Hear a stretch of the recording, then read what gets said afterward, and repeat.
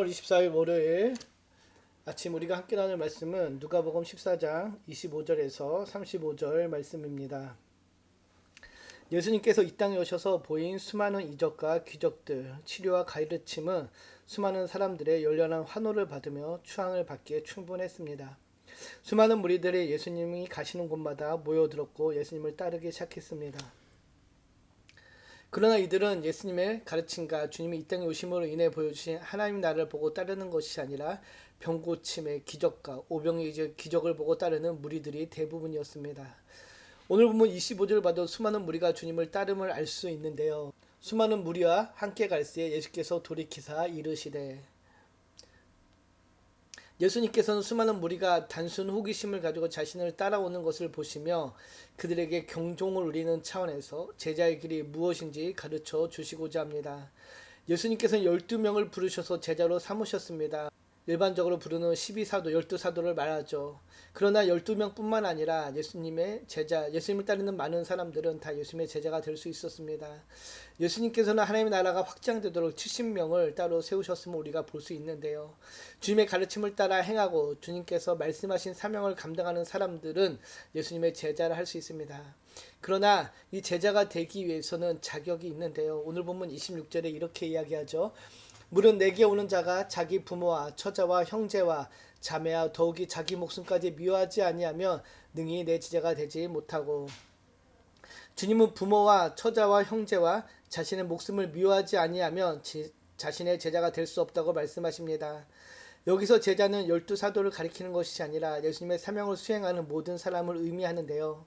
미워하다라는 것은 어떤 감정의 표현이 아니라 히브리적 사고에서는 둘 중에 하나를 선택하는 것을 의미합니다. 즉 제자가 된다는 것은 하나님 나라의 사명을 선택하는 것이고 그것을 최우선으로 여기는 것이며 그 외의 것은 중요하게 여기지 않는다는 것, 사랑하지 않음을 의미합니다. 그래서 마태복음 10장 37절을 보면은 이렇게 이야기하죠. 아버지나 어머니를 나보다 더 사랑하는 자는 내게 합당하지 아니하고 아들이나 딸을 나보다 더 사랑하는 자도 내게 합당하지 아니하다라고 이야기합니다. 제자의 자격을 이야기하죠. 즉 예수님보다 더 사랑하는 것이 있으면 안 된다라는 것입니다. 주님께서는 제자가 되려면 가족보다 주님을 더 사랑해야 함을 알려주십니다. 가족을 미워하라는 것이 아니라 주님의 된다는 것은 우선순위에 있어서 주님이 최우선이 되어야 한다는 것이죠. 기존의 우선순위 개념을 버려야 한다는 것입니다. 쉬운 일이 아니며 자기 희생이 따르고 자기 포기가 따르는 길임을 알려주고 있습니다. 26절의 말씀은 주님의 제자는 자기 해상을 해서라도 주님의 일을 최우선으로 행하는 사람이 되어야 함을 알려주죠. 지금까지 세상의 가치관으로 살아오던 삶에서 이제는 내가 중요하게 생각했던 것을 포기할 수 있는 믿음의 결단, 그래서 무엇보다 예수님을 더 우선시하는 삶을 살아야 함을 이야기합니다. 우리의 인생길에서 그 선택의 기준이 바로 예수 그리스도여야 함을 알려주고 있는 것이죠. 그래서 주님은 27절에서 제자의 길에 대해서, 자격에 대해서 다음과 같이 알려줍니다. 누구든지 자기 십자가를 지고 나를 따르지 않는 자는 능히 내 제자가 되지 못하리라. 지금 예수님이 걸어가시는 그 길은 십자가의 길입니다. 그 길 끝에는 십자가의 죽음이 있죠. 예수님께서는 자신과 함께하는 사람, 자신과 동행하기를 원하는 사람은 주님과 같은 운명이 되어야 함을 알려줍니다. 오늘날 우리에게 십자가는 구원의 십자가요 은혜의 십자가로 상징이 되지만 당시 사람들에게는 십자가는 죽음의 상징이었습니다. 사형의 틀로 사용되었던 십자가를 지고 따르지 않는 사람은 제자가 되지 못한다라고 말씀하시죠. 당시 사람들에게는 다소 충격적인 말씀이었을 수 있습니다. 사형수가 십자가에 처형을 당하기 전에 사형장까지 자기가 못 박힐 십자가를 지고 가듯이 예수님을 따르는 그 길은 십자가를 지고 따르는 길임을 이야기하고 있는 것이기에 그 길이 곧 죽음을 이야기하는 것이기에 조금 충격적이었을 텐데요.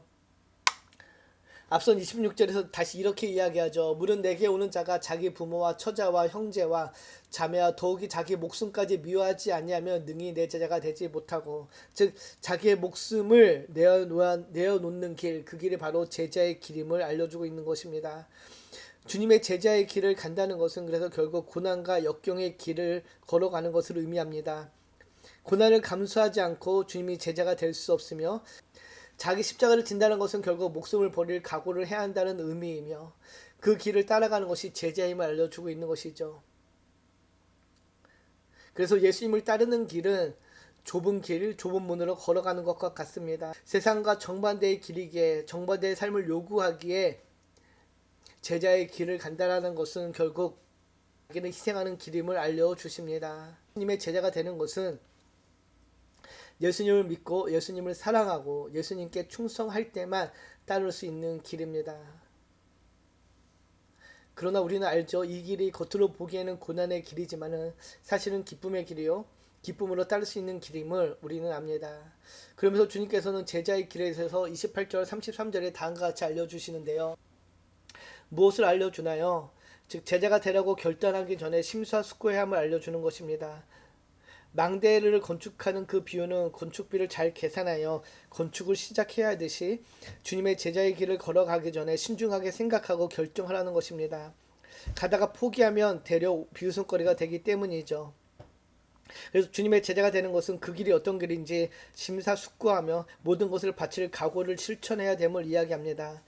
누가복음 14장 33절 이렇게 이야기하죠. 이와 같이 너희 중에 누구든지 자기의 모든 소유를 버리지 아니하면 능히 내 제자가 되지 못하리라. 즉 주님의 제자가 된다는 것은 자신의 모든 소유를 버릴 정도로 큰 결단과 실천이 필요하다는 것이죠. 망대의 건축을 완성하고자 한다면 건축비를 잘 계산하는 것도 중요하지만 건축비가 많이 나오더라도 그 목적을 달성하기에 자신의 모든 소유를 투자하며 완성해야 되는 것처럼 제자의 길도 마찬가지라는 것입니다. 그래서 제자의 길은 결국은 나를 부인하고 십자가를 지는 결단과 나의 권리를 포기하는 희생이 따르는 길이라는 것이죠. 이 길을 따라가는 것 쉽지 않습니다. 나를 부인하는 것, 나를 포기하는 것, 십자가를 지는 결단 쉽지 않은 길이지만은 그러나 이 길을 따라가는 것이 복된 길임을 우리는 알기에 순종으로 나아가야 될 줄 믿습니다. 그리고 마지막으로 이렇게 이야기하죠. 소금이 좋은 것이나 소금도 만일 그 맛을 잃으면 무엇으로 짜게 하려 땅에도 거름에도 쓸데없이 내버리느니라 들을 귀 있는 자는 들을지어다 하시니라. 제자의 본질은 자기 희생과 헌신입니다. 자기 중심이 아니라 주님께 최우선의 순위를 두고 주님의 일을 해야 하는 사람이 제자이죠. 이러한 본질에서 벗어난다라면 비웃음거리가 되게 될 것입니다. 소금은 짠맛을 내야 합니다. 소금이 짠맛의 본질을 잃으면 더 이상 소금이 아니듯이 아무 쓸모없는 것처럼 제자 역시 제자의 사명을 감당하지 못한다라면은 아무 쓸모없는 비웃음거리가 되는 존재임을 알려주고 계신 것이죠. 제자의 본질은 주님의 일을 최우선의 순위로 정하며 주님의 일을 행하는 사람입니다. 제자의 본질을 버릴 것을 버리고 십자가에 못 박을 것을 못 박는 자기 희생, 십자가의 길을 걸어감을 의미합니다. 그렇다면 누가 주님의 제자가 될 수 있을까요? 주님의 제자가 된다는 것은 그렇다면 누가 주님의 제자가 될 수 있겠습니까? 주님의 제자가 되는 것이 망설여지십니까? 만약에 주님의 제자가 되지 않는다면 어떤 사람이 되겠습니까? 제자가 아닌 평범한 신자가 되시렵니까? 그러나 평범한 신자는 없습니다.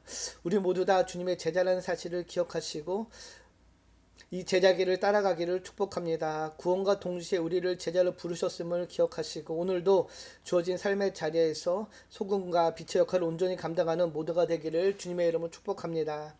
기도합니다. 하나님 아버지 감사합니다. 우리에게 제자의 길을 알려주시고 이 길을 걷게 하심을 감사합니다.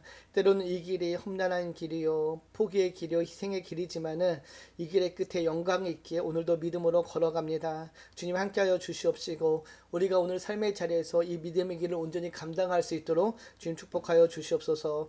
감사드리며 우리를 권하신 예수님의 이름으로 기도드립니다. 아멘.